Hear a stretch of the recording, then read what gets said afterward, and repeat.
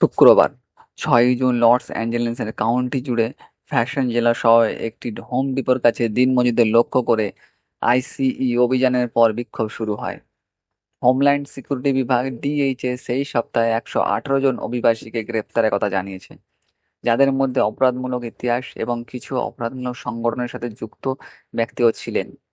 তবে তল্লাশির অভিযানে দেশে বৈধ হয়ে বসবাসকারী ব্যক্তিও ধরা পড়ে, যা ক্ষোভের সৃষ্টি করে।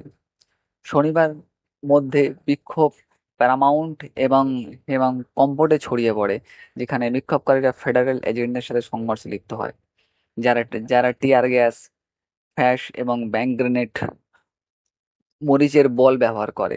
বিক্ষোভকারীরা বর্ডার পেট্রোল, যে যানবাহনের পাথর, কংক্রিট এবং আতশবাজি নিক্ষেপ করে, শপিং কার্ট এবং একটি গাড়িকে আগুন ধরিয়ে দেয় এবং 111 জন ফ্রিওয়ের মতো প্রধান রাস্তা অবরোধ করে।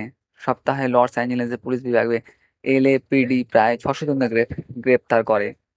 প্রধান জিম ম্যাকডোনাল্ড রবিবার উল্লেখ করেছেন যে সংহিতা নিয়ন্ত্রণের বাইরে চলে গেছে, যার মধ্যে মোটরওয়েল ককটেল এবং অফিসারদের উপরে আক্রমণ জড়িত।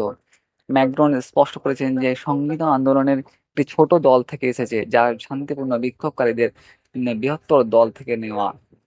এবং রোনাল্ড ট্রাম্পের হোয়াইট হাউস এখানে 2,000 সেনা মোতায়েনের নির্দেশ দিয়েছে, যার ফলে এই জনতাদের মধ্যে আরো বিক্ষোভ শুরু হয়ে যায় এবং এবং এখনো পর্যন্ত ভয়াবহ আন্দোলন চলছে এবং পুরো রাস্তাঘাট যেখানে সেখানে আগুন লাগিয়ে দেওয়া হচ্ছে। এখনো পর্যন্ত খুব ভয়াবহ অবস্থা।